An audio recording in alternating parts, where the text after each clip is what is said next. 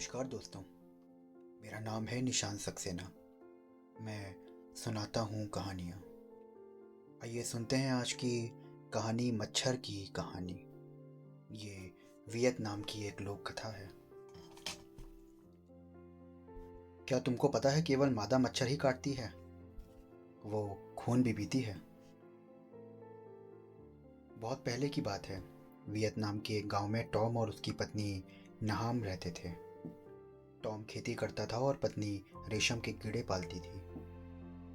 Tom बड़ा मेहनती था, पर नहाम जिंदगी के तमाम ऐशो आराम की आकांक्षी थी। एक दिन नहाम एकाएक बीमार पड़ गई। टॉम उस वक्त खेतों में काम कर रहा था।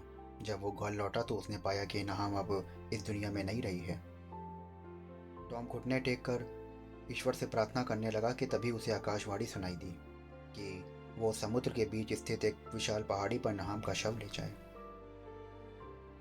कई दिनों की यात्रा के बाद टॉम नहाम के शव के साथ उस पहाड़ी पर पहुंचा और एक खूबसूरत फूलों के बाग में ले जाकर शिव को लिटा दिया।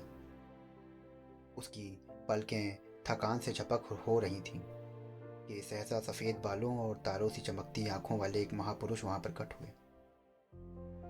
और महापुरुष ने टॉम से कहा कि एक उनका शिष्य बनकर इसी जगह शांति से रहो। पर टॉम ने कहा कि वो अपनी पत्नी नहाम को बेहद प्यार करता है और उसके बगैर नहीं रह सकता। महापुरुष टॉम की इच्छा जानकर बहुत प्रसन्न हुए। उन्होंने कहा कि वो अपनी उंगली काटकर खून की 3 बूंदें नहाम के शव पर गिरा दे। टॉम ने वैसा ही किया और तभी एक जादू सा हुआ। खून की बूंदें पड़ते ही नहाम उठ बैठी और तब महापुरुष ने नहाम को चेतावनी दी कि अगर वो ईमानदार और मेहनती नहीं बनेगी तो उसे सजा भुगतनी पड़ेगी। ये कहकर महापुरुष वहां से गायब हो गए। टॉम और नहाम गांव में बैठकर चल दिए और रास्ते में गांव के किनारे उन्होंने नाव रोकी। टॉम खाने पीने का कुछ सामान लेने चला गया। नाव में बैठी नहाम टॉम के लौटने की प्रतीक्षा कर रही थी कि तभी एक विशाल सुसज्जित नाव उसके पास आई। उस नाव का मालिक एक अमीर आदमी था। उसने नहाम को अपनी नाव पर आकर चाय पीने की दावत दी। चाय पान खत्म हुआ तो अमीर ने नहाम से उसके खूबसूरती की प्रशंसा की और शादी का प्रस्ताव रखा। ये भी वादा किया कि वो अपने महल की एकमात्र रानी बना के रखेगा उसे। नहाम का तो सपना ही था कि वो एक धनी महिला बने, उसकी सेवा में ढेरों नौकर चाकर हों, और वो चट से उस अमीर का प्रस्ताव मान बैठी। टॉम जब गांव के नीचे खरीद कर लौटा तो एक बूढ़े नाविक ने उसे किस्सा सुनाया। टॉम नाम की धोखेबाजी से आग बबूला हो उठा और फौरन उस अमीर के घर की तरफ रवाना हुआ। कुछ ही दिनों में वो वहां जा पहुंचा और उसके महल में पहुंच उसने एक नौकर से प्रार्थना की कि महल के मालिक से मिलना चाहता है। तभी अचानक नहाम फूल तोड़ने के लिए बगीचे में आई और टॉम को वहां देखकर चकित रह गई। उसने टॉम से कहा कि वो यहाँ बेहद सुखी है और यहाँ से कहीं नहीं जाना चाहती। टॉम ने कहा कि उसे कतई वापस नहीं ले जाना चाहता और अपने खून की 3 बूंदें वापस लेने आया है। नाम उसे लौटा दे बस। नाम इस बात से बेहद खुश हुई कि चलो खून की 3 बूंदें देकर ही छुटकारा मिल जाएगा।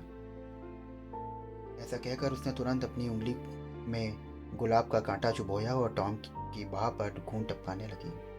जैसे ही खून की तीसरी बूंद गिरी, नाम का शरीर सिकुड़ने लगा और वो मादा मच्छर के रूप में तब्दील हो गई। यही नाम की सजा थी। वो मादा मच्छर बनकर टॉम के सर पर मंडराने लगी, जैसे भन्ना भन्ना कर कह रही हो कि मुझे खून लौटा दो, मैं माफ़ी मांगती हूँ, मुझे माफ़ कर दो। धोखाधड़ी हमें मौत की ओर ले जाती है। तो दोस्तों, ये थी एक वियतनाम की छोटी सी लोक कथा। आशा करता हूँ कि आपको ये लोक कथा बहुत पसंद आई होगी। मैं लेके आ रहा हूँ कुछ दिनों के लिए लोक कथा सीरीज़। मैं जल्दी ही इसके बारे में पूरी तरह से अपडेट कर दूंगा, और ऐसी ही कहानियाँ और किस्से सुनने के लिए मेरे चैनल को फॉलो करिए, सब्सक्राइब करिए। कल फिर मिलता हूँ एक नई कहानी के साथ में। तब तक के लिए शुक्रिया।